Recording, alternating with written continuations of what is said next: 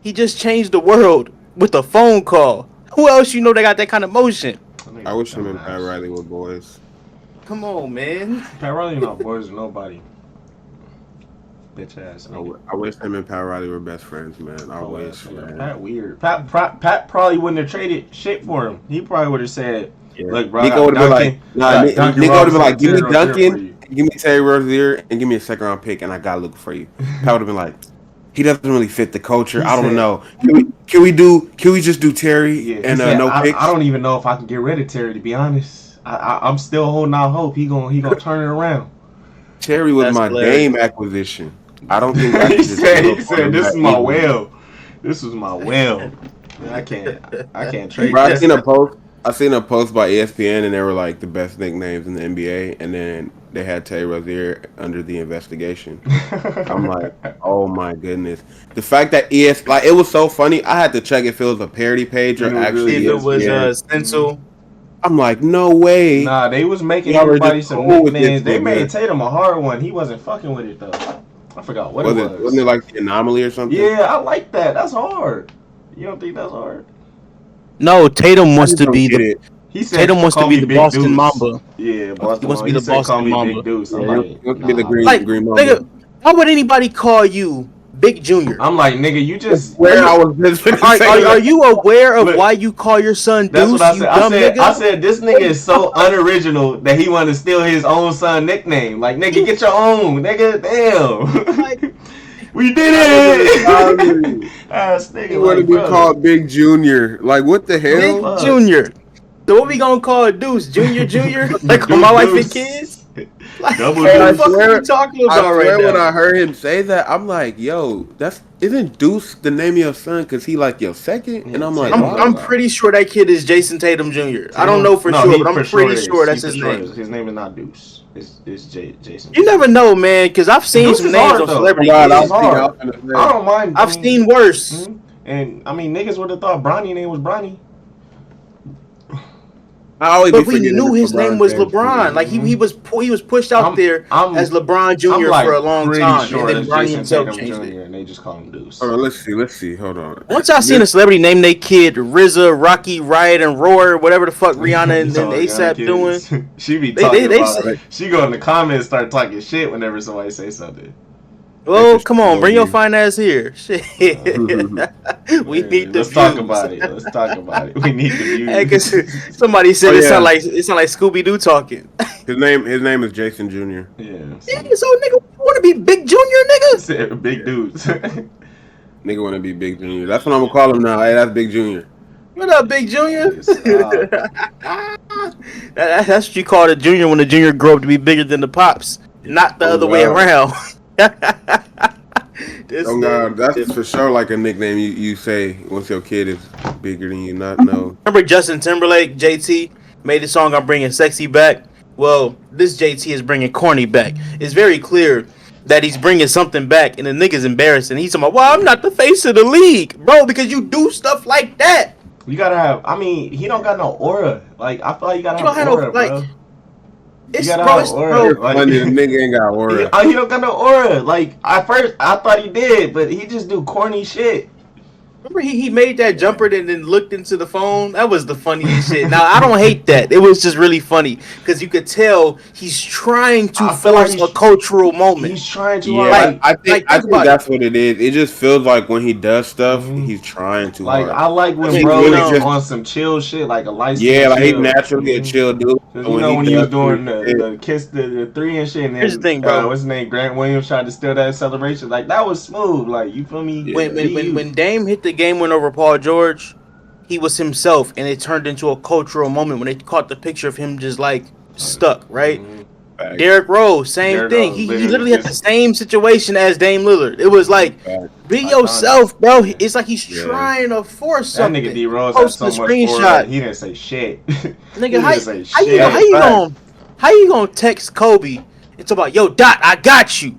My thing is, you text him and then you posted that. Like, what the message went green for a reason, bro.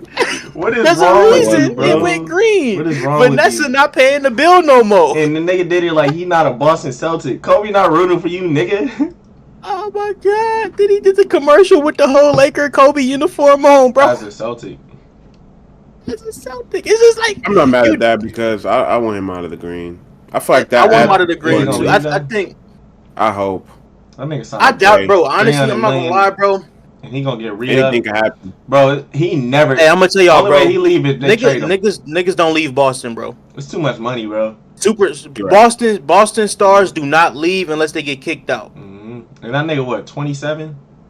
So he get done with this contract. He gonna be 32. He gonna get. I used to want him as a Laker because I was like, who we gonna get next? And then we ended up getting. The Slovenian devil. So it's like, all right, bro, fuck it, I'll take him. That's a good settlement, bro. I want Anthony Edwards. We get Anthony Edwards, yeah. Bro, imagine. But he imagine can't come to Miami, bro. Everybody, he gonna be on some. Nigga, imagine you settle. I want somebody quiet. He gonna be like Tyreek Hill. Yeah, he gonna. I mean, as long as he that nigga had like 5 kids in one season. But the Dolphins don't have heat culture. Heat culture, nigga. Not saving Terry. Look at Terry. He gonna do. You know what he gonna do after he leave the game or after he leave practice? A hard day of practice. Go fuck some hoes. No condom. He going to South Beach. No, honestly, I forgot who I was watching in the interview. Hey. Tyler Johnson. He was talking about how like nigga, Miami is all distractions. Like, and he said everywhere you turn, everywhere you look. My thing is they gonna work their ass off to get that contract, like Hassan Whiteside and shit. Once they get it, it's over. Chilling. Because now you're the man in Miami. You got the clout, you got the money. That's not. I'm not gonna put that on Ant. I don't know. Niggas talking about Terry Rozier and Hassan Whiteside. Do y'all hear yourselves? I know Ant. No, I'm not comparing it. I'm just saying. I'm just talking about a top 10 player in the league. Miami is a distraction. Might be the but Miami is different from Minnesota. It's a distraction. He doing this in Minnesota, bro. Imagine Miami. You ain't never seen the Great Lakes of Minnetonka? No, I haven't. I suggest you go watch Purple Rain one more time when he told Apollonia to go take a dip in the Lake of Minnetonka. Yeah. When Prince left, all the hoes left. Hey, I'm gonna tell y'all, man, it's easier to get distracted by women in a place where there's nothing else to do. As easy as it is to get distracted in Miami, imagine you have nothing to shit. You know who started this trend of trading? Not it. I ain't gonna lie. It's beautiful women in Minnesota. I mean, who started the trend? I see. When Minnesota traded Cat for no reason. Well, they traded him for a reason. When they traded him, that was like opened the floodgates of like, oh, we can trade niggas that want to stay. Okay. Nico saw that. He said, "Oh, watch this. I'm gonna do my big." Oh wait, niggas don't got to request the trade. Hold my bird. Hold my bird. That ain't nothing. I could do you one more. I'm gonna top this. Giannis. Who's the next star? Y'all think Giannis? Giannis would ask for it though. I think it depends. I think it depends on their playoff run this year. Yeah. They're losing their first round no matter who they play. And I hope we saying like who could be an unexpected one trade. Traded against his will. Something like a Luka or a Cat thing where it's like Kevin Durant was almost it. Yeah, that would have been now. But yeah, KD can trade it for sure. I don't give a damn how old KD is. KD. I think Booker. Nah, I think Booker asked out. Only because he said he doesn't want to leave, but I think like they have no choice. I think he saw earlier they don't got no choice for that it said Bradley Beal will not be a Phoenix Sun next year. Who's taking that contract? No, listen, bro. Let me finish. They said that Phoenix will possibly explore the option of doing a historical buyout just to get him out of there. That's insane. Yeah. If they buy him out of what's remaining, he got like 150 million left, bro. If they buy that shit, that's crazy. I heard they was gonna probably think about stretching it, but I think that's stupid. They can stretch it too, but we'll be getting paid for the next 50 years. I'd rather just thug it out and stretch it. If Bradley Beal gets stretched like a quarter to 3, he's gonna be getting paid for the next 50 years. Yeah, y'all know how long y'all was paying Luau Dang? I think he's still getting paid. Luau stopped getting paid like at least 3-4 years ago. I'm just playing, but he was getting paid for this ain't Gilbert Arenas. No, I'm just saying he got stretched, and it felt like Luau was getting paid for like 7 years. That shit was crazy. He ain't get our 2020 championship. Fuck him. It's a nigga from the Mets. He's been getting paid like $1 million every year for like 25 years. I forgot his name, but yes, you're absolutely right. Just because of that shit, because of like a stretch. I'm not gonna lie, You feel me? I gotta accept it. I would thug it out. I would nigga. thug it out. Like you only got like 3 after this season. You got 2 more years, I think. Yeah, just let Bradley Beal be the star. Lose a bunch said of only 2 more years of being held hostage. Yeah, bro, just be a fun team with Bradley Beal. They're not gonna be fun, but you feel me? Nothing fun about Bradley Beal. You know, they just fucked. Like they don't got no picks. Like it's like you can't even go rebuild. You can't even say we're about to restart. The only thing you can do is buy him out. You know what I would do? And then you be done with him. I would trade Book and go get my picks back for the Nets. Like, can we talk about this? And then they want Giannis too. Y'all can get Giannis and Book together. Just give back my picks. Book ain't going to no damn Nets. Book is a Piston. I was gonna say yeah, Book's going to the Pistons. Think Book should go to Houston. No, he wants to go. Like, bro, send him back to Grand Rapids. Send him home. He's from Book's a chill dude. I feel like he's the type of dude where he wouldn't mind just going to Detroit, chilling, driving his nice car, his nice little car to Detroit. Now, Houston with Devin Booker would be a lot better if he's taking the Jalen Green spot. Because as much as I like Jalen Green, I still think he's very inconsistent. What Houston's missing, they're missing a number one that say, "Hey, move! I'm gonna win this game for us." And Jalen can do it. But he doesn't do it regular enough. Like if Jalen Green was Anthony Edwards, Houston would be higher in my championships here. Yeah, they're just. I think they're that player away. Like if they had that star. They got everything else. You got the vets. I was looking at their team the other day. I'm like, damn, these guys actually got a lot of great people. Man. They got a squad. They're so good, nigga. Reed Shepard can't get no minutes. Yeah. And I'm thinking about it for the future too. I'm like, he will never get minutes on his team. He got they're about to cash out for somebody. People think Kevin Porter Jr. was out of there just because of his attitude. No, there was no room for him.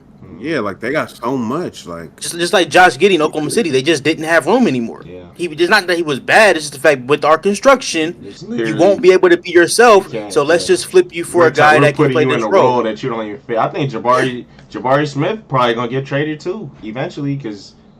They don't got no you gotta hold Jabari. Unless they want to not keep Cam Whitmore is the guy you got to call about. Yeah, Cam. Yeah, I ain't gonna lie. I think Cam and Reed are the guys they're gonna try to really package. I wish we drafted him instead of Jaime. Shut up. I'm still not. I'm not mad at the Jaime pick, no, bro. I'm not mad at the Jaime pick. Jaime's just, bro. I mean, it could have been worse, man. It could have been worse. Y'all could have drafted Jalen Hood-Schifino. That was crazy. But hey, I'm gonna tell y'all, shout out Jalen Hood-Schifino. He good in my hood, bro. He helped us get Luka. So fuck it. Fuck it. He was in the Luka, and Danny Ainge said, "I didn't know I was helping them." Oh, fuck you, you fucking Celtic. I ain't remember when we had the Kevin Garnett trade drawn up, and you went to your friend behind the scenes to go send him to Boston. Tell him like that. It was like I just. Rob is the man. Hey, I don't care. Nobody say Rob. Nah, Danny was probably like, top 3 now. These niggas want to do this baby ass trade. What's up? Why do you want to do this random ass trade? All right, bro. I guess I'll take a young guy. Finessing Danny Ainge makes him a top 3 GM in the NBA right now. You got Sam Presti. Is Sam Presti the one in Oklahoma City still? You got Sam Presti and whoever else. Actually, I'll put. There's another good GM down. I'm forgetting. Brad Stevens. Brad Stevens goes in there because he's fucking incredible. But then we gonna throw Rob in there too, man. Yeah, Rob. I will say he take a lot of swings. Like that 20 after the championship. I think the roster that he made that was nice. Like that was a good roster. Bro. He's done more good than he's done bad. It's just that his bad Westbrook trade was so bad. You know what I'm saying? Because it set us back. But on the surface, I understand what he was doing. But look, he got us out of that. You got us D'Lo, Malik Beasley, Jared Vanderbilt on one trade. Really look at it, that rush trade.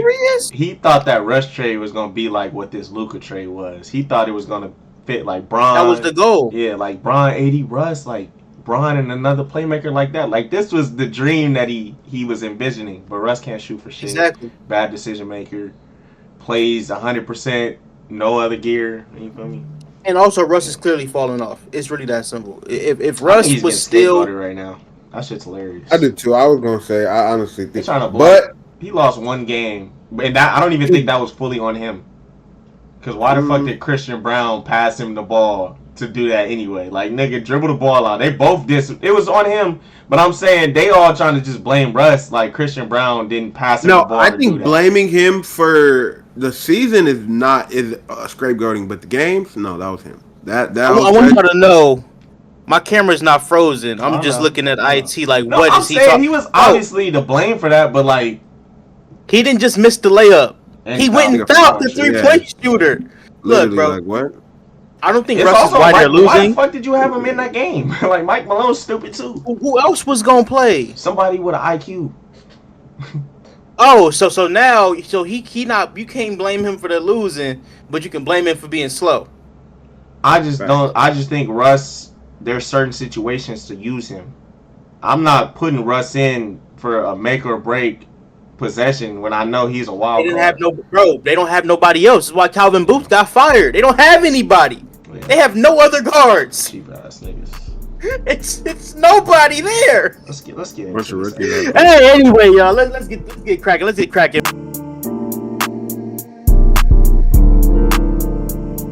Man, this is what episode 22 of Attention to Detail. Man, it's your boy. Yeah, this is the Big Deuce episode. This is the Double Deuce episode. Yeah.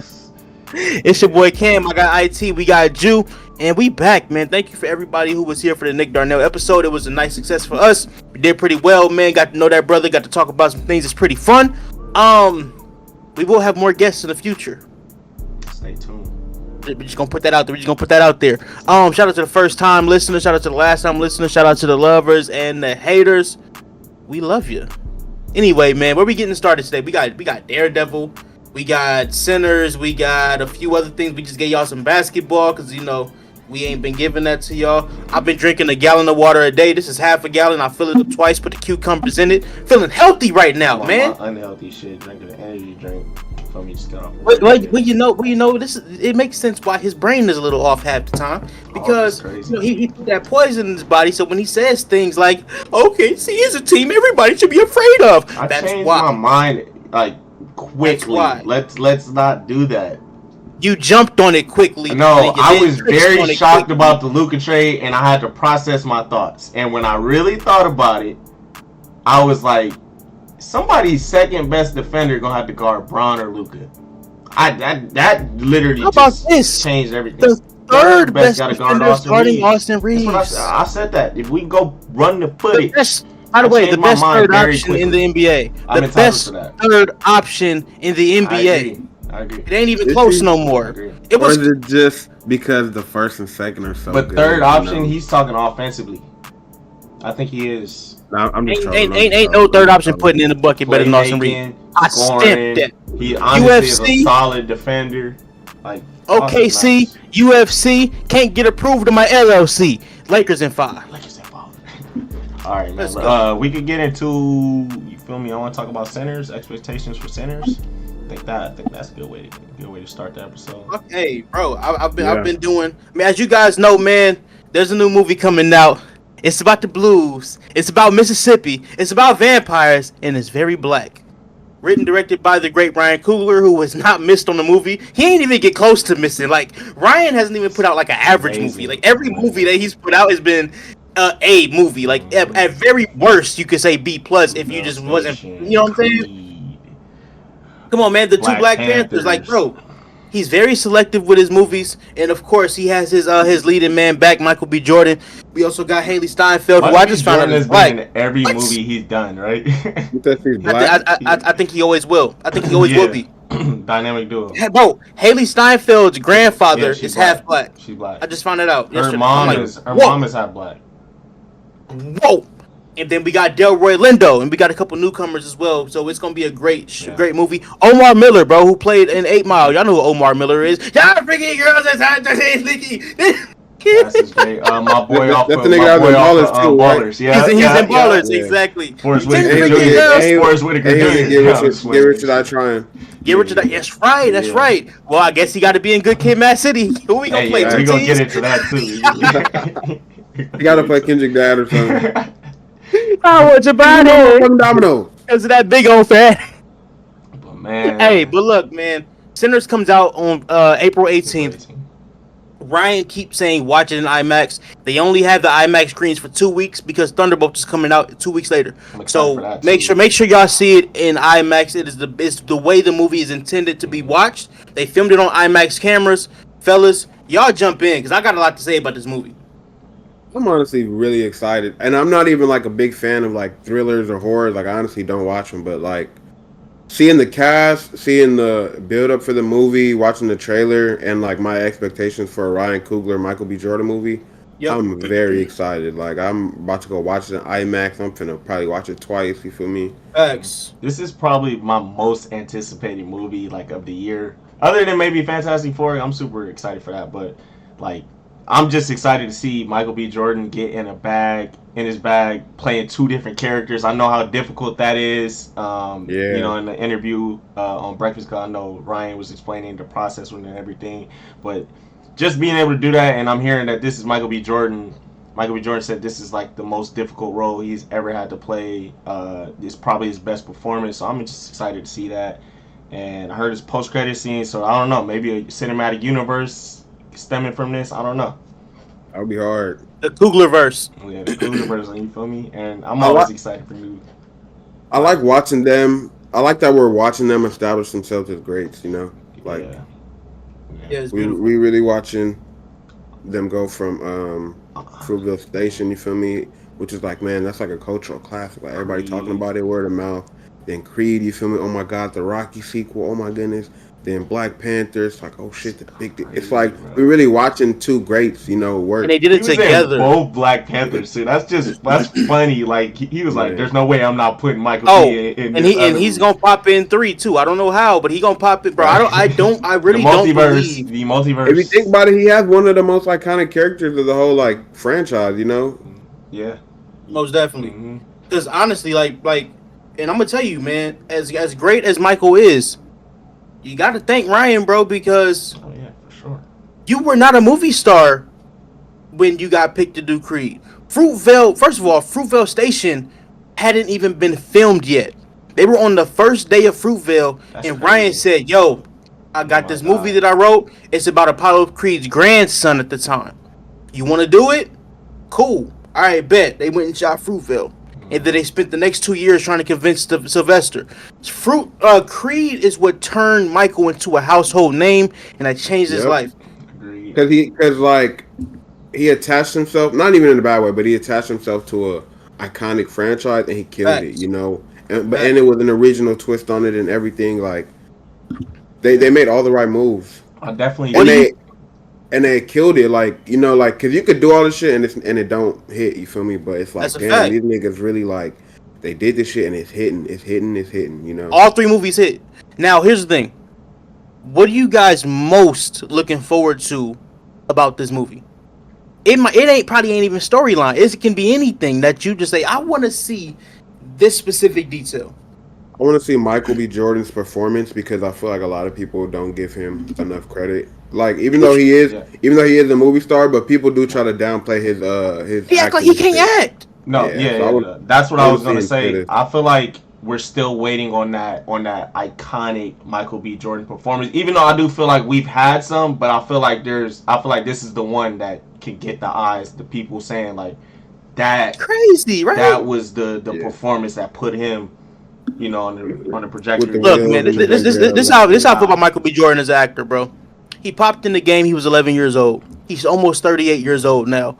You don't work that consistently. No, bro. Hardball was first. Hardball and The Sopranos. You don't work that long, that consistently if you don't have chops.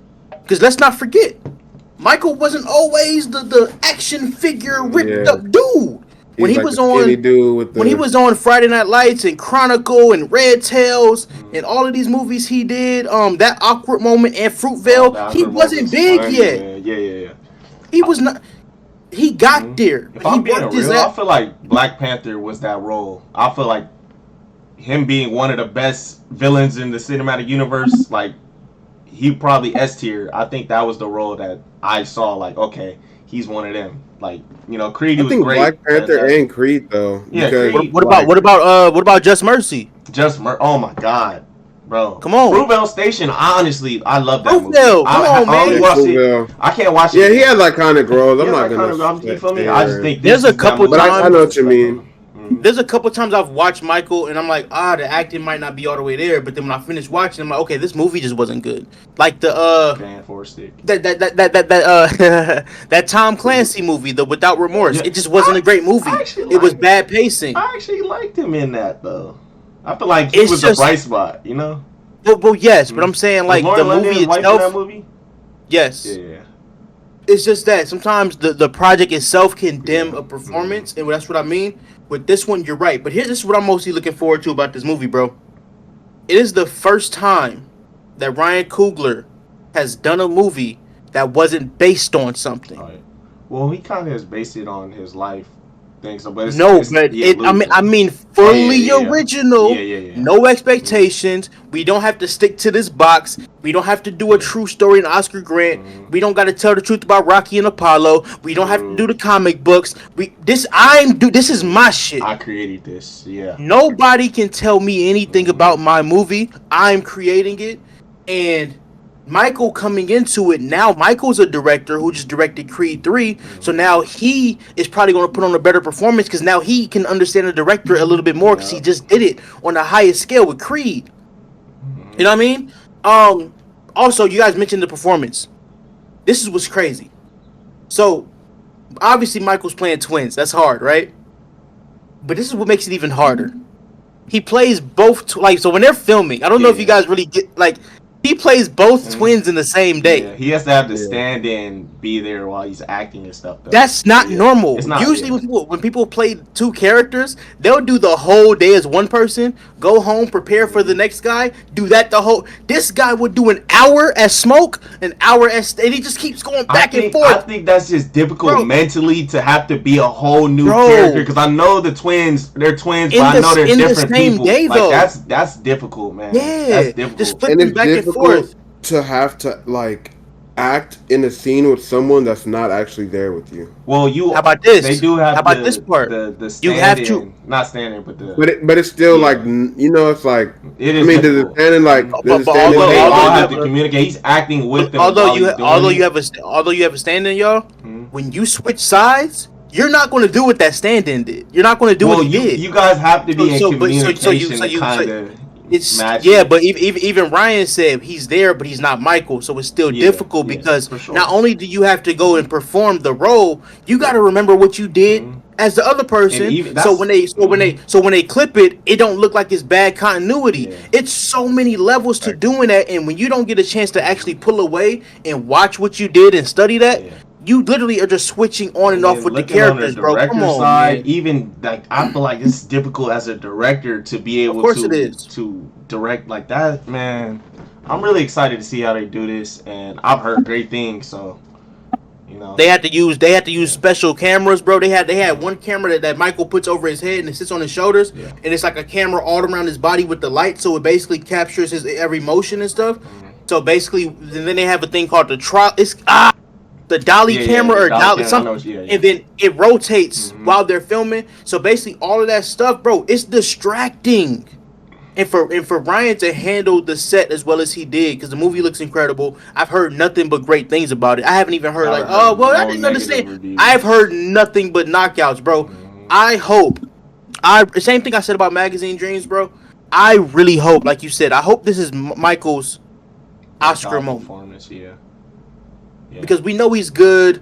We know he's a sex symbol. We know he got the people sexiest man alive. We know he's a popcorn guy. Yo, chill. Shut up. I'm reading the bio. I'm just saying that I don't see Google open. Look, bro. You ain't got to see my setup. No, I'm playing. All I'm saying is it would be nice for people to really sit back and say, "Wow." I need that Will Smith defining moment, Because what was his defining moment? Pursuit of Happiness, maybe? No, hell no. No, like the one that showed he had the range. Ali. Was it Ali? It might not have even been Ali, but Ali's up there. It was before Pursuit of Happiness, that's for sure. Pursuit of Happiness, yeah. Absolutely. Was it Ali? It might. Independence Day was great, but I'm just saying the to show the range, But Will himself said that the movie that made him feel like a serious actor with 6 Degrees of Separation. Oh yeah, great movie. But Ali was the first time he got a chance to carry an emotional drama with that many layers. Yes, Muhammad Ali, bro, like that. Absolutely. Just looking at a clip of Muhammad Ali, I'm like, Will really killed that role. He should have got an Oscar for that. Absolutely. He should have got an Oscar. If he wasn't going against Training Day, he would have. Yeah. That was just one of them years. You ain't beating Training Day. So it was like, it is what it is. You know, sometimes it's like, who you going against? I definitely think it's motivational seeing how Ryan and Michael B. Jordan are working together. That's how I want us to be. You feel me? Like doing everything together. I'm with team and all that. You feel me? Like I don't know. I love that. Every great actor has their person. Denzel's been with a lot of directors, but he loves Spike. His next movie, I auditioned for it. It's Spike Lee. That's gonna be like they fifth link up. You got De Niro and Scorsese. They love each other. You know what I'm saying? It's just Chris Nolan. Chris Nolan works with Cillian Murphy very regular. Yeah. So it's like everybody. Sam L and Tarantino. Tarantino. They work a lot together. The greats have their guys because then it's like, I ain't got to worry about getting to know you. I ain't got to worry about... You guys don't even have to speak when you're on set. Really, you guys know. There's a chance we don't get along. Nah, I know I fuck with you, bro. And I know you make good movies, so let's go do it. Yeah. Oh, and I'm excited for Delroy Lindo. Delta Slim. Oh, I can't wait to see Delroy Lindo play in that movie. Because Delroy is one of them guys in our that's like a legend, but he don't get his flowers. I don't see him at the award shows. I don't see him getting rained on like he's supposed to, bro. Delroy Lindo is one of the GOATs. Delroy Lindo isn't Denzel as far as the fame shit go, but he's of that generation. The Denzel, the Morgan Freemans, the Wesley Snipes. That's his era. He was competing with them and still gave you a consistent 30, 40-year career. That needs to be talked about more. Yeah. And I know he's gonna kill it in this movie. For sure. Yeah, the cast is amazing, man. I'm excited. Yeah, man. So that's April 18th, man. That's Sinners. I can't wait to see it. I'm really want to see it the first day because I don't want it to get spoiled. Even though I'm not gonna lie, bro. There's one thing in the trailer or in like the clips that came out that I wish they would have kept in. That they kept it like to the vest. You wanna know? Y'all might know what I'm talking about. I haven't been watching. I watched the first trailer and I stayed away. I've just been tapping into. So if you ain't seen nothing, I'm not gonna say nothing. But Jew, if you've seen anything, you might know what I'm talking about. There's something in there that they put in there, and I'm like, damn, y'all should have kept that. Yeah. Even though it could have been predictable, but I think trailers as a whole, they spoil movies. Like, well, I think Sinners. Yeah. I think Sinners as a whole has not given away anything major except for this one thing. What's that movie that just came out? I heard The Amateur. The Amateur. I heard. They're spoiled. Like basically, they spoiled all his kills in that trailer. Like his best kill, they said he spoiled. Yeah, like they spoiled most of them. They said like 80%. I didn't see the Amateur trailer. I just saw who's in it, and I'm locked in. Yeah, they said like his best Rami Malek. I'm there. I heard it was solid. Amateur. Cool. It's basically like the story is like some people killed his wife or whatever, and he's basically on a revenge run and trying to kill everybody that did it. He's like a nerdy guy, so he's not like a shoot type of killer. He's like a hack shit, and but. Well, we got Oscar winner Rami Malek playing the lead, and we got Lawrence Fishburne a part of it. So I'm there. I'm cool. We good. We good. I might see that this weekend. It come out tomorrow. But yeah, man. There was another thing about Sinners I wanted to touch on, man. Before we left it. Damn, I forgot. But it's cool. It's cool. Back to you. Yeah.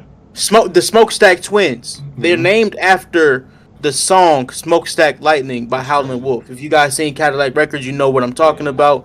One brother Smoke, one brother Stack. Smoke is the more chill, reserved to the vest. I'm just watching y'all. Stack is the more walk in. Where the party at? You know what I'm saying? That's the thing. They're so different. And this nigga was playing both in the same day. Eddie Murphy, when he did the clumps, bro, he took an entire week to when he did the dinner scene. He took an entire week on one character because it's that hard. I know he had to do makeup too, but it's that hard, bro. Two characters, and the way that they explain how he was into his process, like when you go on set and you're fully locked in, you're the character, like you're being that character. To be able to be two characters that I know are different people, like I know they're different type of people. They're probably opposites or whatever. That's just, you guys ever seen Dusk Till Dawn? Dusk Till Dawn? Nah. From Dusk Till Dawn. It's a vampire movie with Tarantino and George Clooney, where they play brothers. They were basically they were drug smugglers, and basically they were trying to get across the border to get into Mexico, and they kidnapped this family to get through Mexico and the border. First of all, Salma Hayek is in that movie, and she was like in her 20s. Oh my god. Her prime. Oh my god, bro. If y'all ever seen a video of her standing on the table with a bikini like she's dancing on it, that's Dust Till Dawn. Anyway, they sneak through Mexico and they get into this bar and they having a good time, and it turns into like the motherfuckers that work in the club are vampires. And it turns into a whole vampire brawl in this club. It's from Dust Till Dawn. This movie reminds me of it. Dust Till Dawn is a classic. This is different, but it has similar feels. That's why I'm really excited for it as well. I'm a sucker for good vampire movies. I'm not gonna lie. Hey, if it's good, lately, so I'm excited. If it's good, man, it's gonna and they obey the vampire laws, like laws that I recently learned about. Because when I was in a relationship, the girl had me watching Vampire Diaries. I learned a lot about the laws of vampires. And one scene that I saw, Ryan is obeying one of the major laws of vampirism, and it's beautiful to see. Excited, man. Super There's an actress in the movie named Wunmi Masaku. She plays Annie. And she was talking about when she auditioned for it, she was auditioning to be the girlfriend love interest of Smoke. Shout out to Michael B. Jordan. You got 2 love interests, bro. Shout out to you, bro. You're doing it better than Tariq, brother. That's why he was with both. Okay, that makes sense. I didn't know they were both the love interests. Okay. Yeah, both of them. I love that. So she's Smoke's love interest, the more grounded brother. Haley is the flashy brother love interest. So long story short, the one who's playing Annie, she says she auditioned with Smoke, and they had their scene or whatever, and then they finished, and a couple minutes later, she turns her back, and the man is saying, basically, hey, how you doing? And she's like, who is this man talking to me? It was Stack. It's crazy. I'm excited, man. It was just the audition. She didn't recognize him. I was like, oh, yeah. I'm ready, bro. I'm ready. Can't wait, man. So, yeah, man, I can't wait. We might have to go together and try to vlog something for the channel. We do our most definitely. Yeah, we could. We could do a lot, like a immediate review. Mm-hmm. Have to. Like we could be on our IG doing, story posts and everything like that, talking about it fresh out of the theater.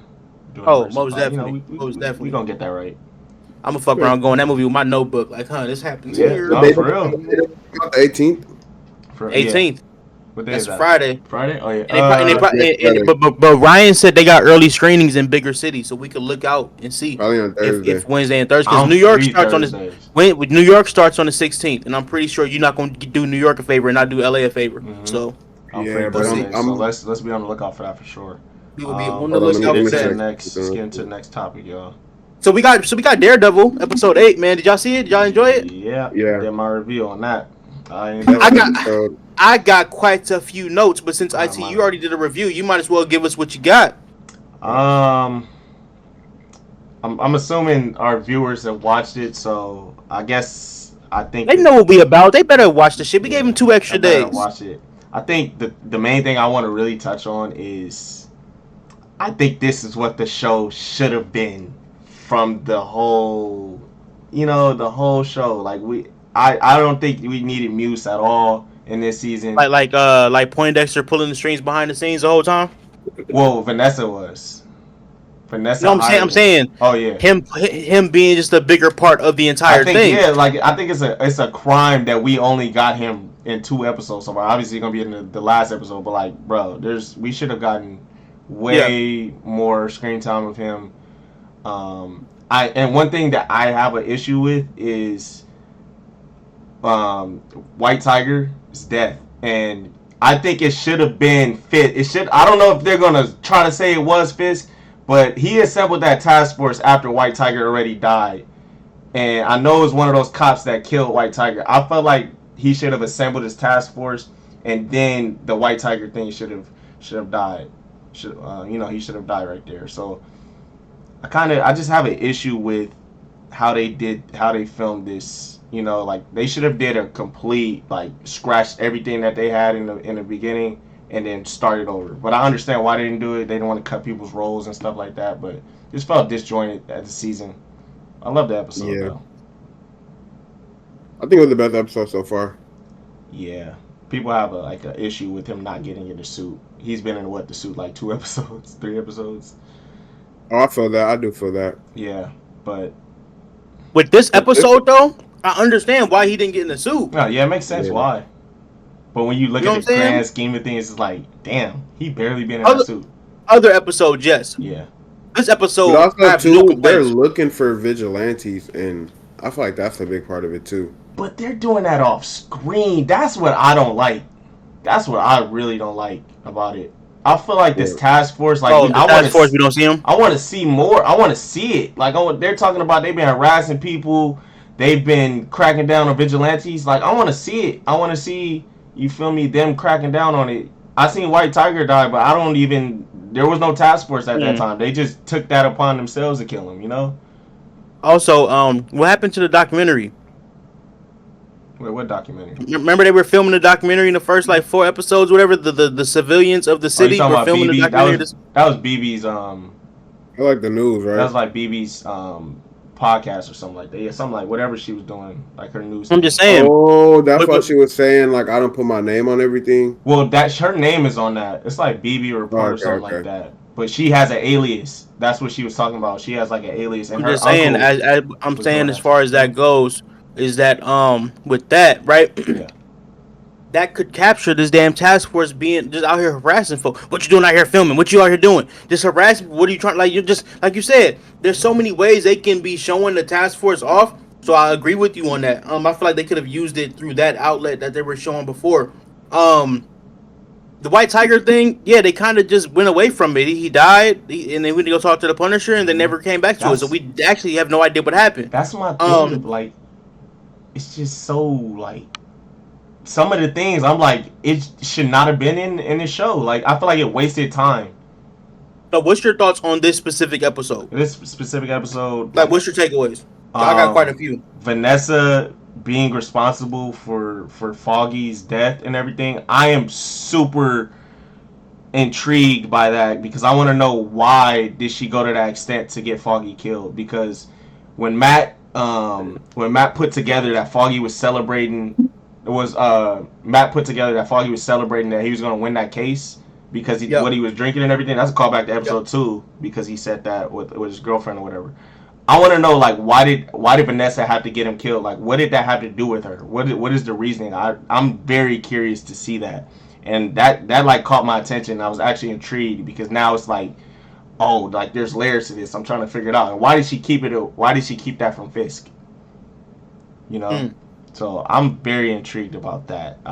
What I like, bro, I like that every scene with Fisk and Matt is just so powerful.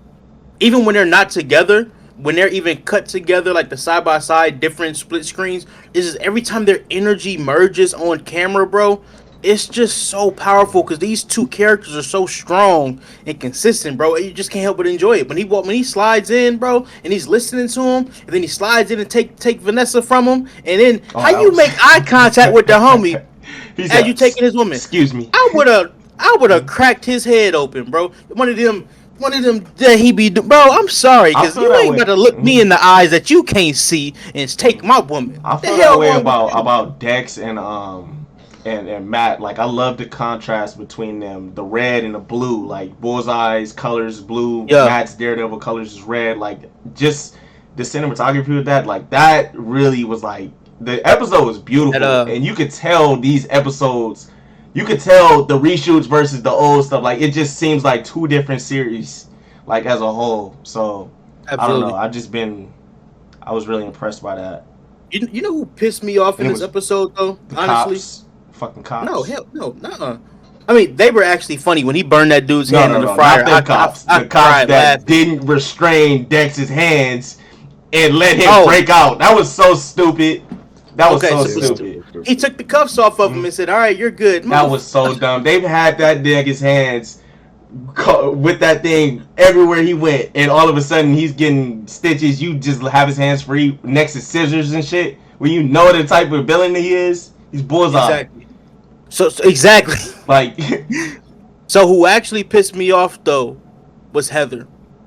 You think she so? She pissed me off so much because, bro, you understood her telling him, that Daredevil is basically an evil vigilante, and he didn't save her. She saved herself. No, I didn't agree. He with was that. on the floor, bleeding out, dying. I didn't agree with that. He came and saved your life, and you talk, bro. I just don't. He did it to feed his ego, basically. Yeah, like she's a therapist. She but here's the thing, bro. Dives but people's follow, mindsets. Bro. I don't like that because he could have let you die. Yeah. Period. And you over it's just the thing. Like even with like the way people treated Spider-Man, like Jameson and all that, bro. You see all the good this man is doing. He's trying to feed his ego. He could have, bro. He had. I think that's more of like a Fisk manipulating the city and thinking vigilantes are bad for them and then bad for the city and stuff like that. And how you a therapist don't have your own mind? Well, if I'm being honest, I actually like the dynamic between her and Matt because she's kind of like. I like the dynamic. Yeah. I didn't like that. That was crazy. I'll admit you that was crazy. But. You did not save yourself. She said, "I saved myself." You were sitting there. Well, she's saying that because she's the one that killed him. I don't give a damn. You were sitting there bleeding the hell out. Your pulse had stopped. He got it back started, and that's because she technically was dying right there. And when the police came in, they said, "Oh, wait, somebody stabilized her before they left." So he stabilized you for his ego. You didn't save yourself. Bro. That's just what pisses me off. It's like, bro, that's like that Melissa Ford joke on the Joe Budden podcast. I don't know. I just wanted more. You want to know one thing I do like, and it's kind of like I guess this is what Matt's character arc has been. He's been getting pretty sloppy with everything he's been doing. You know, he's been conflicted with like rage and how to handle it and everything. He's still it seems like he's still processing losing Foggy and everything, and he's just been bottling up rage. And I think being Daredevil I said that last week, and you said no.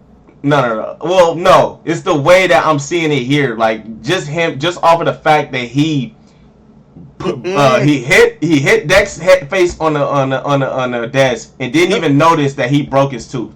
Like that in itself right there. Is super sloppy, and he's responsible for Dex. I feel like he did that on purpose. No, though. If he did that on purpose, he's responsible for people being dead, and I don't like that. If he knew that Dex would break out and kill people, like that's basically you killing people, and I would hate that, honestly. I think he wanted him to kill Fisk, but then he realized Fisk didn't have Foggy killed. Yeah, because he originally thought that Fisk was the one that set it all up. So I think he was really like I think he's going mad, not mad or crazy, but because the Foggy died, he wasn't thinking straight, and he was like, man, he was gonna let him kill him. But then that's when he was like, oh shit, it wasn't Fisk, it was Vanessa, and then that's why he jumped in front of Fisk. But that's just what I got from it. So that's not the angle I saw at all. But now that you say it, it sounds interesting. The angle I saw was that I don't think he got him out on purpose. I think he did slam his head across the thing and told them, oh, he's slamming his own head against the thing to make him look crazy because he said, I'm not giving you any information until you get me back in PC. So I think harming yourself could have gotten him back into PC. I don't know if that's how it would have worked or not, but I think that was at least an attempt to get him back there because he was desperate for answers. It was like, look, that right there, I need answers some way, somehow. I actually like that take because I can't get behind Matt helping him break out because that's responsible for killing people, and Matt is completely against that. He's never killed anybody. That would have been, I wouldn't have liked that. He was willing to kill Dex because he thought Dex was just killed. I mean, not because he thought, because Dex killed Foggy. But for me to atone for that, he stopped being Daredevil. Like he was like, I don't deserve it. That was in the moment emotion too. Yeah, it was out. It's like I'm thinking in the moment. He's like putting together that Fisk killed Foggy, so he's like, fuck it. I don't think he would put other people in danger to do that. I feel like he would have, if he would have came down to the answers, he would have took out Fisk himself. But then the Vanessa reveal, that was crazy. I have a question about Danny, right? About who? So Daniel, the little Donald Trump Jr. Big Junior. So Fisk made him deputy mayor, or at least positioning him to do deputy mayor things. Yeah. he's doing that to control him and keep an ear to everything that's happening, right?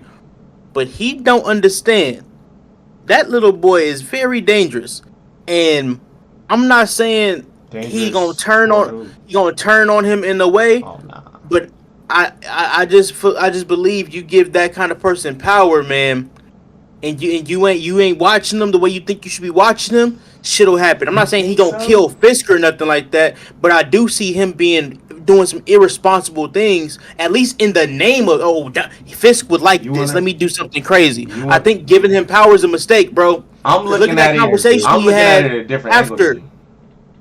Look at the conversation he had after, bro. Did he not sound like a man that's thirsting for power? He sounds like a man that's trying to do anything for Fisk. Like, I'm interpreting it like that's what I'm saying, but bro. Anything for Fisk, though. I don't think he would turn on Fisk. I think the danger is BB. Because I'm not saying he'll kill Fisk. I'm saying when I say turn on him, it'll be something that Fisk probably wouldn't approve. But in his twisted ass powerful mind that he wants to have, he would think Fisk would like this. He just don't know it yet. And then he does irresponsible things. I can see that. Yeah, I can see it. If he push a button he ain't supposed to be pushing, but ultimately it can hurt Fisk even though he doesn't realize it hurt him.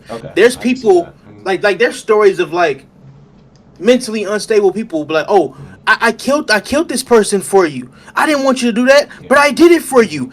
I think he's capable of that. I think he's very smart.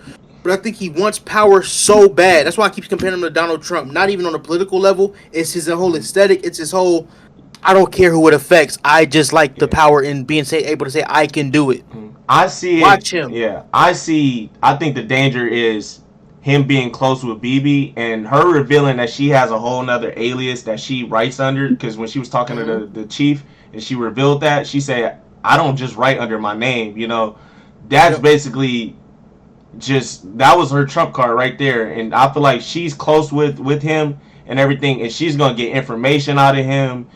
She's gonna be making it seem like she's on his side, writing under her name, acting like she's for Fisk. But I think that would be her being consistent with herself though, because I've never thought that she was all the way on their side. I'm saying Daniel trusting her. No, I'm saying Daniel trusting her is the danger to Fisk versus Daniel himself. I think he's gonna be leaking information to her and thinking that she's with him. That goes into what I just said. That's what I'm saying. I think that's the danger right there versus like him off and killing somebody and all that. I don't know. It's going to be something. But yeah, I think he's capable of it. Everybody's got to kill him. I think all these stories, all these plot lines, the task force and everything. I think that's all gonna carry into season 2. I think the main plot right now is just gonna be Dex and Vanessa. I don't know if Vanessa's gonna die or whatever, and I genuinely, this is my hot take, I think Foggy's still alive. I think he's still alive. I don't know how you can make sense of it, because Matt could sense a heartbeat, but he's casted in season 2. I don't know. There's and in this universe, the people could be brought back to life too. You don't think Matt's just having some PTSD dreams? I was just thinking that about him being in season 2. Could be like flashbacks. No. I think he's alive. I genuinely do. I think he's alive too. Just because I let it go. In the comics, he's alive. He's alive in the comics. Like I said, there was a comic where Foggy's death got faked. I think this is that. Ooh. I think he's alive, bro. Could you imagine if Matt finds out this motherfucker either faked his death or somehow got saved, and you went and just tore your own life apart, basically? He hasn't killed nobody, so that's what he ain't killed nobody, but he has been incredible. No, he has been a rageful demon, man. Hey, one thing I will say that did not piss me off about Heather. One thing that I forgive Heather for how she acted, because once she pulled up to the ball looking like J-Lo, I was like, hey, you know what, Heather? It's not so bad. It's not so bad at all. I'm just saying, man, because like the white dress, bro, that was a J-Lo dress. She had the little swoop in the hair. I was like, no wonder. Matt don't see it, but I see what you're seeing, brother. Like, I understand. Matt got good taste in women for a nigga that can't see. And he be rubbing the hell out them wrists Like Ray Charles, he be rubbing them wrists because you can. Facts. I don't know how the wrists tell you if she's beautiful or not, but he for sure knows. Know, bro. You just know. You know it. He's a Rizzler. Oh my god. And then of course Wilson pulled up to the ball looking like the Pillsbury Doughboy with that white suit on. The white suit was clean as hell, but he's so big, man. Bro, he looks like a mountain. That's crazy. He's been eating. Like, that was the thing. I've been watching the old episodes. They let him do his dancing and everything. That was smooth. That was smooth. And I like how they was like threatening people into having to support his little task force and everything like that. Like how he threatened one of the vigilantes. I like that. What about the commissioner, man? They burnt the dude's hand right in front of the commissioner, and he just sat there. He couldn't do shit. Lost all his power. I mean, there has to be something he could do within the department, right? I think it's gonna be him and BB, and maybe when Karen comes back, they're gonna have to work to take that down. But absolutely. I think season 2 is gonna be so much better because we're gonna have not one voice, but like one direction. It's not gonna be all these different showrunners that change it up. It just feels like all over the place to me. For the season I feel you. There's been so many it's like the season started over a bunch of times, bunch of different like villains and stuff. Yeah, and I think what it is that I think this season was just them just showing as many vigilantes as possible, just to drive in the point of what Fisk was talking about. Damn, there's actually a lot of vigilantes out here in New York right now. And even though I don't 100% like the direction, because I think a lot of the plot lines of the villains have been rushed and everything, and some were even wasted, I think that was the point. They were like, we're going to show you Muse, we're going to show you Poindexter, we're going to show you White Tiger, we're going to show you Daredevil, we're going to show you a few other guys, we're going to show you as many people as we can, just so Fisk continue putting in the news, we have a vigilante problem. So on that point, I understand it. I just think it could have been executed a little bit better. You know what I mean? Yeah. Yeah. And going back to when he said to Vanessa, sometimes you need chaos to get to peace or something like that. So this is chaos. He said, sometimes you've got to pop out and show people. Sometimes you gotta pop out and show him. But that's killing her ex-lover. That was crazy too. Oh, I forgot about that. Ooh, hey, that's when I said, "Oh, Vanessa's bad." This is what the series should have been, man, from the get-go. I stand on that, man. He's not one of us. He said, "Shut up! I can't stand your face in your hands." Oh my god! Hey, bad. but you know what though? I've been watching Temptation Island on Netflix, and I need to watch. I'd probably go out like Wilson Fisk if they was doing the things I'm seeing on that show. I ain't saying what Chris Rock say. I ain't saying he should have killed her. Yeah. But I understand. Wilson love it. Wilson love his girl, bro. He gon' Fisk love his girl, bro. Yeah, facts, bro. Facts. Hey. For her. Because he basically said, if I can't have you, it ain't even worth breathing, basically. And I'm like, you know what, bro? Bring back that kind of love, the boomboxing, the rain love, the I kill a nigga love. Bring back real love, not just, oh, I'm mad at you, so blocked. Oh, I'm gonna unfollow you on Instagram because like no, real love. That Mary J. Blige real love, please. Wilson got it. Yeah. Yeah, we got anything else for Daredevil? You got any predictions or anything? Foggy's alive. No. Trust me. Foggy is alive. Foggy's alive. Did Matt get shot in the shoulder? That's another thing. Are we going to have a time skip? Or is Matt going to be all right and just put the suit back on? Like, I'm very concerned about that. That would have been a good cliffhanger for a finale. Yeah. You think so? Yeah, hell yeah. Him getting shot? If it's like power. Yeah. But because niggas was mad. This nigga put on the suit twice. What the fuck? No. I'm not saying end it at that episode. I'm saying if that episode could have been turned into a finale and they just put something else before, like you know what I'm saying, like more build to get, because that was actually a very like they closed a few bookends, they did a few things. I mean, Then Poindexter gets out. He's roaming the streets. It's like, damn. Then you go into with questions. Now, obviously, you can still have a cliffhanger, but I don't know what cliffhanger is gonna be better than that fool getting shot in his chest or his shoulder. Because at first it looked like the shoulder, but as he was bleeding, it looked like it was under like the heart rib cage area. So it's interesting to see what happens there. I mean, we know he don't die. You know what I'm saying? But what if, you know? I don't know, but that was a great episode though overall. Yeah, I liked it a lot. For some people, I knew he was going to jump and take a bullet for somebody. I was more concerned on if somebody else was going to get hit in the process. Like I was like, well, shit. What if he tries to rotate to somebody, and as he's rotating, the dude lets off another shot and gets Vanessa or something, or Heather or somebody. You know what I'm saying? Like that. I was just like, hey, just don't hurt Heather, because even though she pisses me off, she's an innocent. Yeah. She's an innocent. Yeah, we don't want no more innocents dead. And I wish I could talk about the other innocent that just died last week. But somebody decided he don't want to watch the show no more. So, yeah, Jew. Sick of you, bro. Comedy. All right, I'm going to catch up this week. Sick of you, bro. Because I'm heartbroken about Puerto Rican cuz getting popped. Chill. I already know. And they ain't even show us how he died. Right. He just been gone for 6 episodes, and they find him in the corner in the mattress, and we don't even know what happened. How you do that, bro? Artist got something with his like actual character in real life. I think it's contractual. He might have got into beef with somebody, or he got fired. Because, bro, you go to jail, get out of jail, and then the season ends, and now the first 5 episodes, you ain't even in the season, and they find you dead. Yeah, I gotta catch up. I ain't gonna lie, that's interesting. And I heard. I think Marvin did it. What's that one nigga name? Paradise Fantone or something?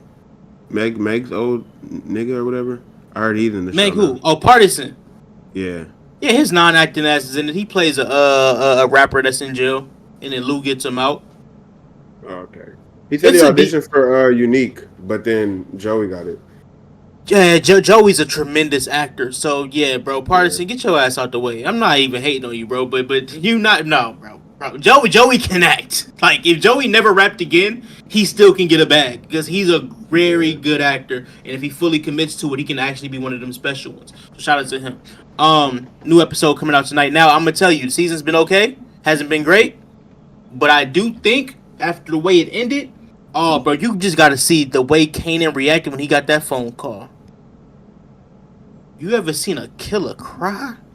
Damn. Never seen a man cry till you see a man die. Scarface. That's how I felt. Anyway, man, what else we got? We got Will Smith on Drink Champs. We got Ryan Coogler on the Breakfast Club. The GOATs are speaking, man. The GOATs are speaking. Look, I want to jump into a few things Will Smith said. Is that cool? Yeah. So we know Will Smith, man. He popped in on the Drink Champs and he gave them about 2 hours. Will Smith don't sit down for 2 hours for really nobody. He did $1 million worth of game. They really only did like 30 minutes. So it's just an honor to be able to get him there. Also, shout out to Nori and his hair doctor because somehow this motherfucker got twisties now. I don't know where it's coming from. Crazy. I don't know where it's coming from. Turkey. What a doctor, bro. Stephen A. and LeBron. That's another thing, bro. LeBron and Stephen A. got so much money. You would think if it's that easy, they just do it, right?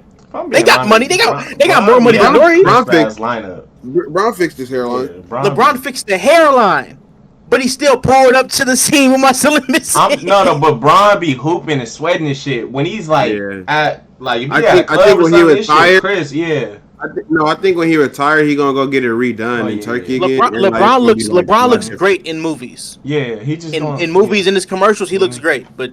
So that's what it is. He's sweating it out. That's hilarious. I think he be sweating out the weave. Okay, what's Stephen A.'s excuse? This shit ain't sweating. This shit ain't sweating. You don't have no excuse. Cooked. I don't think there's much you can do. Look at you, brother. Look at you, bro. Relax over there, okay? Bro, I just move my legs, bro. Put some damn pants on. Right, this is a family show. I got short. So basically. Will Smith said a lot, bro. He said one thing he said that was hilarious to me that he learned the hard way about wearing a red Phillies hat in Los Angeles, California. That's Peru, obviously. That was very funny to me. Joe probably got pressed a couple times. Like, most definitely. Why are they bothering me? Ain't nothing fresh around here, Prince. Nigga, you have a red Phillies hat on. Hey, he crazy. But when he talked about the I Am Legend thing, I don't know what else you guys want to touch on, but like there was a lot of That things was the too that main I thing I thought wanted like to were talk gems. about, to be honest. But the I Am Legend thing, bro, I'm super excited for that, bro, because of I want to see where this other person was hiding. You know what I'm saying? Is it gonna No, be a time jump? Is it gonna like you know what I'm no, saying? Like, you know. or is it they mentioned a child? Is Michael gonna be that child grown up? I don't know what's gonna happen. Like it can be a Nah, lot of but do things. you know at the end of it when they went to when they met up with all the people that was still alive, there was still a lot of But you people know that was what? alive. You know what? Hey, you know what? You're right. But Yeah. shit, I still want to know if it's gonna be a time jump. I think it Oh, it's might. for I sure don't know gonna if be it a is or not time jump. because you know Willard's a little old now, so It's they gotta gotta be a figure that time out. But jump. They're Yeah. gonna CGI his face younger. like No, no, please don't do that God, not again. Don't do that Gemini again. Man over again. Gemini Man is But, hilarious. but yeah, Um, I like that they're but not gonna make Michael be his son. They're gonna make him. What was it? I don't even know where that theory came from It because was just I a never thought theory. son. It might have been. It might have been a thought though. They might have. They might have thought about it. To be It just honest, would you have know never how made scripts be sense. changing and shit. Oh, what I didn't know. This is what I wanted to touch on about that. What I didn't know was that the alternate ending was the original ending, Yeah, and they put it out for screeners, and people didn't like it. and they liked That's him news going to out in a me. blaze of glory instead. And Which it's You like, well, said they. damn, if You they said didn't they did like it, what? the alternate ending about basically like you know where he survives and it's kind of like a truce between him and the aliens because he realized that he was in their world basically and he was like the monster and he understood and they understood as well. People didn't like that. They said, "Nah, he ain't the monster. They the monster. You can't do that." So basically, they got a score. You know how they put the movies out early? You can go see it like selective mm-hmm. screenings. The fans said it was terrible because of that, and Will said it was the lowest scored movie of his entire career, and that's saying a lot because he put out Wild Wild West. Um, Wild West it, did good out of the country. But yeah, yeah, yeah, yeah. but so basically, what they said was the movie was coming out in about a month or two, and they had to go and film a whole new ending, and that's the ending we got. So then later they put out the ending with the DVD, and somehow it got popular enough to people to ask for it, and now they're doing the new movie based on that second ending that was originally the original ending. So basically, what it means is the director was smart the whole Yeah, time. it just got popular because they wanted a sequel, a much People are anticipated just sequel. Yeah, stupid. people That's what aren't. it Yeah, tells me. they just wanted action and stuff. But People are yeah, stupid. Michael B's character is basically gonna be like the head of a new settlement, and it's like a settlement in Connecticut. So, What's Zendaya's character? oh, she is supposed to be in it, huh? No, they Well, he said No, said he Zendaya for he wants her said in he, it. everything He said he said he wants her wanted in her it. in it. Yeah, I'm just I don't know what her trolling. character would be. Maybe his Nah, daughter. they didn't say Zendaya for a different movie. Nah, he No, said he he said wanted I her Am in Legend this. too, or this But whatever one he in with they were Michael B. talking about Jordan. two movies. He I, brought up two movies. He brought up the Michael B. Jordan one, and he brought up another movie. I think I It think wasn't she like was Men in already Black or in it, something. right? Was it Men in Let Black? me see. Wait, while y'all go, I'll look it up. Well, Yeah, I swear it was a different movie. but yeah, I'm honestly excited. Like honestly, the Hancock, vibes. y'all. It was Hancock. Oh, there you go, Hancock. Okay, maybe it wasn't I Am Legend, and it probably wasn't. Yeah, But it was Hancock. I'm excited. It's kind of like I Am Legend is kind of giving me like the Last of Us vibes and everything. Because honestly, you know, it's an apocalypse and everything. So I'm really excited to see how the world is looking and everything, how they're progressing toward this infection. Because at the end of the movie, they did come up with a cure. Are they going to be able to mass produce it? Is there going to be a battle between different settlements? Are they all going to be fighting Yeah. to get this cure, or is it going to be people that's going to be selfish and just want to cure themselves and instead of mass producing it and waiting for it? Like, very curious, because if you do a large time jump, why did it take so long for you guys to mass produce this? So are they gonna do like maybe a year later, 2 years later? Even though Will looks old as hell now, but I don't know. I mean, he kind of looked old in the movie though.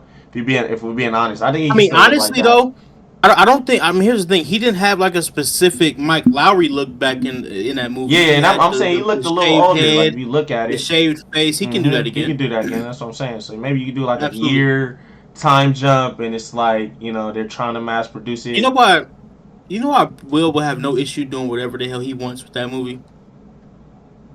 Because he is the paint, he is the brush, he is the canvas, he is a saint. But if you touch me, he's a savage. I love Will Smith, bro. I swear to God, bro. The album's tough, bro. He got one song on that album that belongs on the Sinner soundtrack. You know what I'm talking about. I know you know what I'm talking about. Which one is it? It's called Rave in the Wasteland. Oh, yeah. We got a whole lot of sinners. Yeah. Searching for the Holy Ghost. I'm just saying, that song sounds like it's going to be in it. Stand up now. Wake up now. Rave up now. That song goes on there. To be in the soundtrack. Bro, it's a few songs that I think should be in there, but the only issue was at the time of the movie, it's supposed to be like in the 20s or something like that. Rave in the Wasteland and Stevie Wonder's Very Superstitious. Those two songs belong in that soundtrack. Period. What else y'all got about the Will Smith Drink Champs? I know he said a lot. Honestly, it was a lot about his music.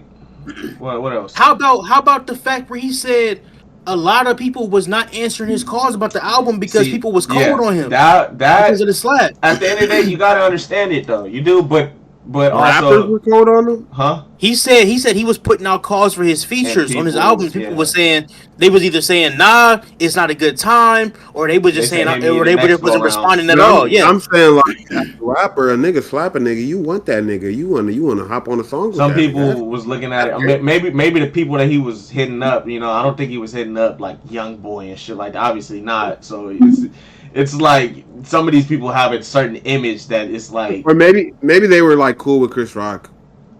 I think it was just a bad look at the time. I don't think it was a Chris Rock thing. I think it's just like it's kind of a lot of heat. You're trying to do an album right after the Oscar I'm with you though. With music, all publicity is good publicity. It's not the same. Same I as it's a little different. It ain't the same as doing a movie. Like I can understand. I can understand why a director wouldn't want to do a movie with you for a minute because who do you think is the type of artist he was hitting up though? Like that's another thing though. But I mean, I don't know. Who wants their image to be associated with that? I mean, here's the thing, bro. The way you're saying it, it's like he beat the shit out the nigga. No, I get it. No, it was bad. I'm saying I kind of understand. I'm gonna say it like this. I kind of understand. The fact that it's fake though. It is fake though, because if my boy's calling me, yeah. I mean, if he was calling Kirk Franklin, Kirk Franklin can't say shit because after that video that came up, I will break your neck, nigga. Remember he was cussing his son out. I'm just saying he can't say nothing either. But I mean, he was able to get Big Sean. Yeah. He was able to get Joyner. Yeah. He was able to get what's the white boy name? Russ. Yeah. You know what I'm saying? So he got some pretty decent, well-known people, and then he also said he called Jay-Z and Kendrick Lamar for advice on his album.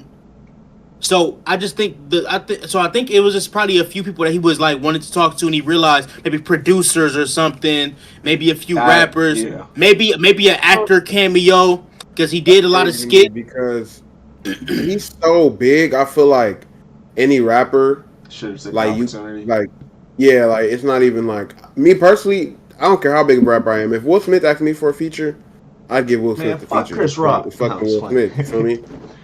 I wouldn't even be thinking about Chris Rock in the moment, nigga. Yeah. Fuck that nigga. I just think it was. When nigga brought him up, I feel like he probably hit them up like fresh off of it, like when it was like. I feel that too. I genuinely think it was that. I don't think Will was doing music right away. I think he was though. He was at the point because where he says that he disappeared and he wasn't doing nothing for like 6 months. 6 months is still fresh. No, it's not. You don't think 6 months is fresh? Not really. People was talking about that slap on the internet every day for like a year. Still talking about it, but but that whole year, I promise you, social media was always about the slap. Every time. That's all. I get it. You got to go back and remember that. Like, come on, man. No. I know. I'm not saying it went away. Yeah. I'm saying this is Willard Carroll Smith Jr. No, I agree with you. I'm just saying people. There's a rave in the wasteland, focus on their image and how it would be perceived, and he got banned from the Oscars for like a few years. All this shit, you know. Ooh, I love on the album. On the album, he said some shit. He was like, He said fuck. Worry about what I'm contemplating, but it don't matter because it's not like they gonna nominate me. I was like, oh.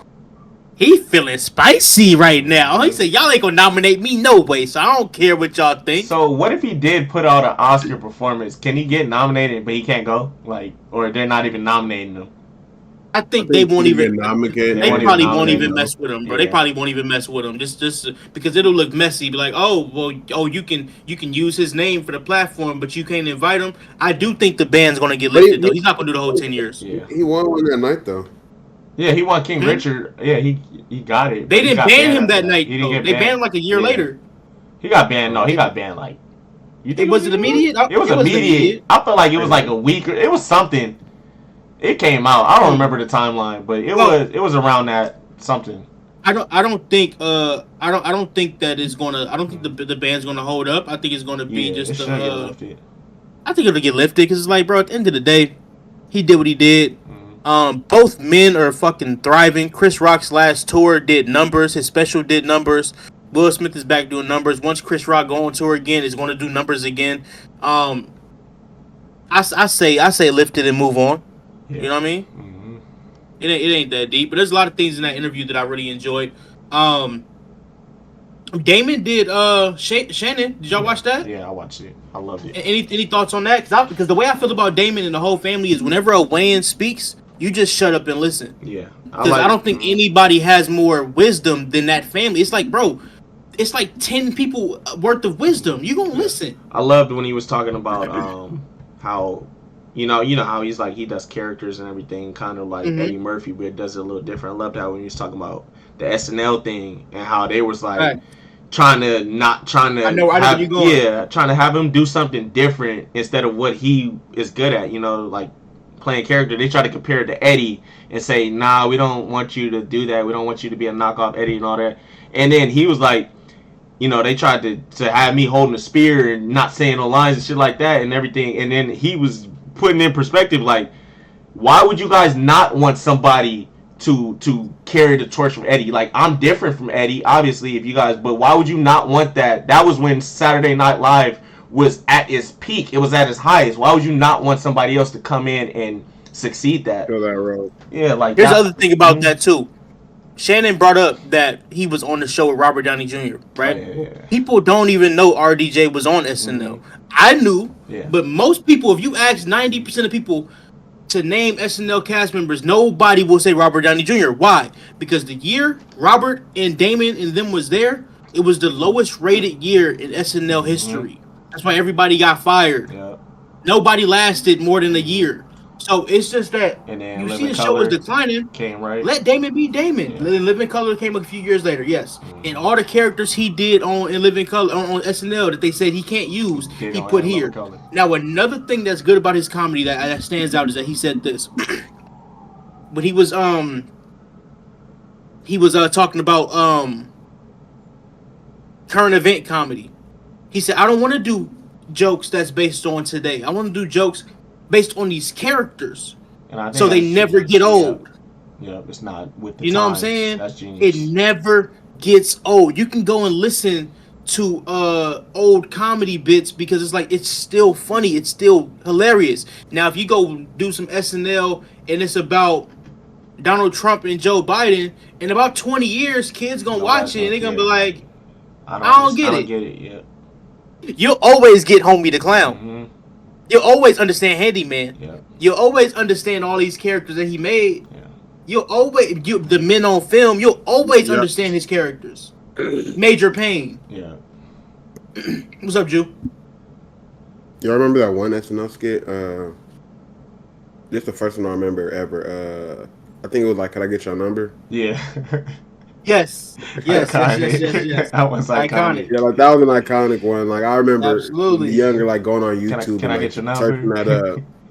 That's what made Chappelle's show great too, because Chappelle's show was just about being funny. Being funny, yeah. Yeah, when you make your jokes, like for instance, like Marlon did a special called "God Loves Me," and the entire special was about his perspective of being friends with Chris Rock, Will Smith, and Jada Pinkett, right? So he had each third so the first third was him talking about Chris Rock's perspective.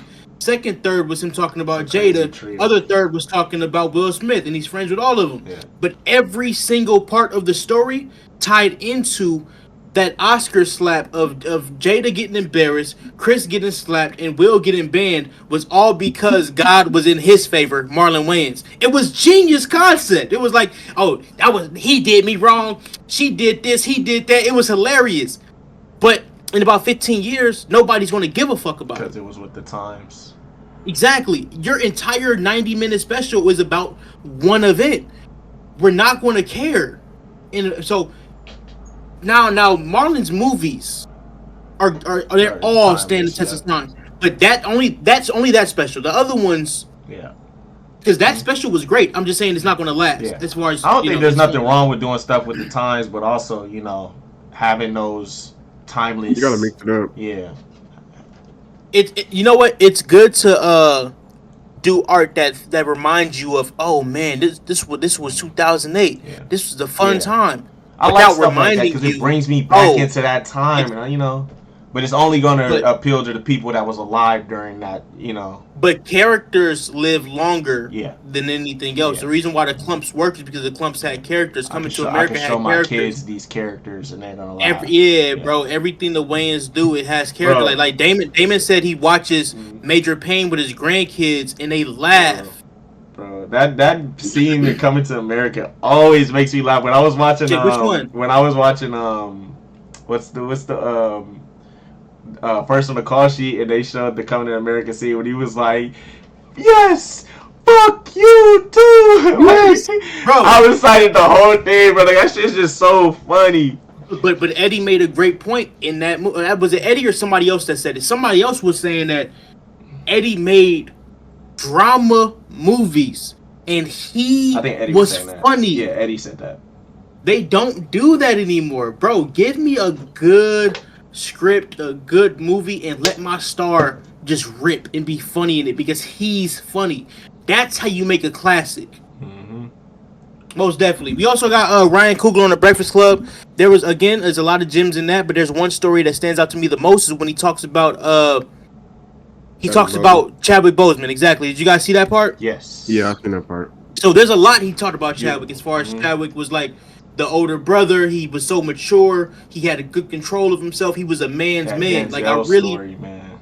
But the Denzel story is crazy because we knew that Denzel paid for him to go to school, but we didn't know that Denzel didn't know it was him. Mm-hmm. We didn't know Denzel didn't know it was Chadwick, and we also didn't know how long Chadwick held on to the story. So I'll explain it for the viewers who haven't seen it yet. So basically, guys, Ryan Coogler is talking about how when Chadwick was at Howard University being taught by the great Felicia Rashad, who's a legendary actress in her own right, she selected a few students to go to Oxford in the UK, which is probably the best acting university in the world. It's the best training you can get. They sent Chadwick there, but they didn't have the money. The school didn't have the money to send it. She asked a few of her friends. I believe one of the friends was Oprah. One of the friends for sure was Denzel Washington, and Denzel Washington by chance paid for Chadwick Boseman's tuition. Chadwick comes back, becomes Chadwick Boseman, blows up after a while. He does Jackie Robinson, and Felicia tells him it was Denzel. And Chadwick is like, wow. But I'm not ready to tell him yet because it's not the right time. And he holds it. Bro, you played Denzel. I mean, you played Jackie Robinson. You played James Brown. You played Thurgood Marshall. You did all of these legendary movies, and you was like, nah, not yet. And when Black Panther came out, it's just... he heard Denzel was coming to the premiere, and he said, yo, brother, I got to talk to him. So, Ryan, we got to talk. And he tells him, bro. I think it's just beautiful that he didn't even make a scene about it. Like, he didn't go on no interview. He didn't say Denzel did this. He didn't do anything. He did it in private, told his hero, and he waited until he was like at the peak of his powers when he had so much, so much. Like, I can show you what you, like, my hero, what you helped me create. Yes. Like, by you supporting me, I got this. Like, I don't know. That's just a beautiful thing to me. Like, when number one on the call sheet happened and Denzel said he watched Black Panther and he cried, he left out that part of the story. Yeah. That's why you was crying, bro, because you feel, wow, I may have just contributed to what is, you know what I'm saying? Like, obviously as a fan, you loved it, but I know there was some pride in there because he told him before he watched the movie, before the movie started, he told him, Oh, I wish. Oh, bro, that's a moment. That's a moment. Also, I want to give a shout out to Zinzi Coogler, Ryan's wife, bro. Oh. She not only paid for the final draft, she's now like the head producer at his company. She produced Sinners, bro, and she having a baby, bro. That's a queen, bro. That's a queen. And that's why Ryan is so good at making women characters. Every movie Ryan is in, they have incredible women characters because he has incredible women around him. Yeah. There's no accidents, bro. Yeah. I love Ryan Coogler, man. I love Ryan. Ryan's love Michael. Love Denzel. Love Chad. I love all these guys, man, because I just love people. We have great like role models. I love people who positively uplift the culture. Also, happy belated to the great Stunner K. Brown. You are a friend of the pod, man. Shout out to you, brother. Shout out to you, brother. We love you, man. We love you, man. Yeah. You're gonna be a guest one day too. I'm speaking to existence. Yes. Who's a slept on actor you guys want to give some love to before we get to this Good Kid, Mad City movie? Slept on actor. I actually think I have one. Hold on. Go for it. Hold on. Let me think. Because mine is intentional. So like when I put the topic in there, is because I was literally just gassing this dude in the moment. Well, while you guys wait, I'll do mine. Fuck it.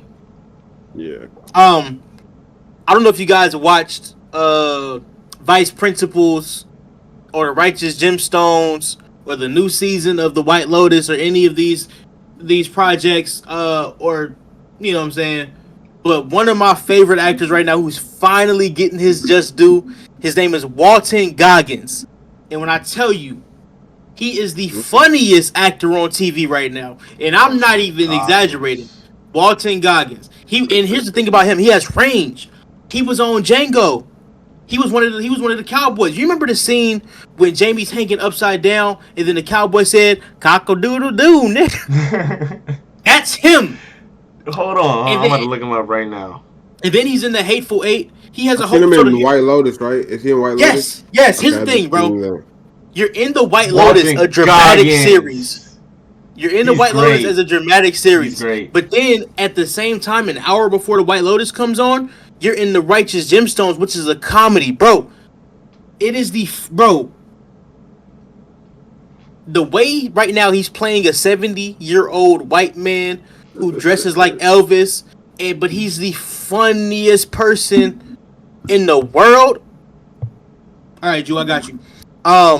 He's just hilarious, bro. And I just want to give him his love, bro, because he reminds me of Bryan Cranston, the way Cranston played the dad on Malcolm in the Middle, and then he went on to play Walter White. I think that's his transition. He's like, I'm doing this, but I'm about to get up out of here real soon. So shout out to him. He has range, yeah. You know, if you guys got anything else, I kind of want to say, even though I don't know if like he's underrated to me, but he's probably like a lot of people like him. Miles Teller. Miles is dope. One of my favorite actors, and I feel like he low-key underrated. Miles Teller's great. He has this thing on Apple TV. I forgot what it's called, but it was pretty good. Yes, it's called the Gorge or something like that. Yeah, The Gorge. I haven't seen it yet, but I plan on watching it. I love Miles Teller. Miles Teller's dope. Rest in peace to Val Kilmer too. They were in Top Gun Maverick together. Iceman, Val Kilmer, former Batman, bro. He was with Robert Downey Jr. on Kiss Kiss Bang Bang. Rest in peace to Val Kilmer, man. Yeah. Rest in peace, man. I think underrated actor for me, I like Michael Fassbender a lot. Fill me in. Who's that? Michael Fassbender. He played. Really familiar. You seen the X-Men movies before? He's like the younger Magneto. I think Michael Fassbender's a really good actor. Yes. Yeah. Yes. I love Michael Fassbender. He's in a new show called The Agency. Y'all check that out. It's him, Lashana Lynch, and James McAvoy. No, I'm sorry. Is Lashana Lynch in that show? I was gonna say him, the one you just said. James McAvoy is great too. He has range. But I don't know. If Jeffrey Wright's in that show. Yeah. James McAvoy is tough. Oh my God. I think James McAvoy is like, he's one of them. He has so much range. Yeah, I feel like in terms of skill, he's like up there. James got range. I think he's like, if you put him and Leonardo in a movie together, I think it's like they would. He watches them, right? Huh? He probably watch them. He could. I think he has that type of range. I agree. I think he's that type of skill. Yeah, McAvoy is great. What I like about McAvoy is that you never know what he's gonna bring. He could do so many different roles. He's funny. You never know what he's gonna bring. Crazy, charismatic. He's British. Them Britons. No, but it's because of what's that? Oxford. Yeah. All of them go to like theater school and shit. They train every day. It's like same with Damson and it's like going to Harvard, bro. Yeah, Damson and what's the other dude? Koulaye. They both went to. I don't know if they went to Oxford. He said Ali Boumbaye. Daniel Kaluuya, brother. Yeah. Kaluuya, okay. I don't know if it was Oxford, but I know they went to like acting schools out there. John Boyega. Yep, John Boyega. I love John Boyega too. Yeah. Love John Boyega. Even maybe Idris, if I'm not mistaken. Idris is from out there too. I don't know where he went to school, but still. But here's the thing: even if it's not Oxford, they go to drama school. Yeah, he went to drama school. They go to some sort of school out there. That's but like you know who else went to drama school? Right. Big Jonathan Majors. Yeah. Oh yeah, but you can kind of tell the guys that have like real like yes. Classical but training. That's why they like to shit on Michael B. Jordan and Will Smith because they are not classically trained. They are so charismatic, but as the years go on, they develop more and more ability. Because better than anything. I'm not gonna lie, those are the type of actors I look up to because it's like, okay, I can emulate that. He's saying he don't want to go to school, folks. No, it's not that. But put your children to bed. He's 27 years old. It's like he's against education and schooling, y'all. It's never too late. But like some of these people was doing this from childhood to adulthood. You feel me? I didn't even know drama.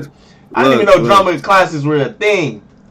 Some niggas pick up a basketball at 16 and go to the NBA, become all-stars. Poor ass LAUSD, man. Bro, like I didn't even know Westchester had a drama class or a theater class, whatever. I didn't even know that.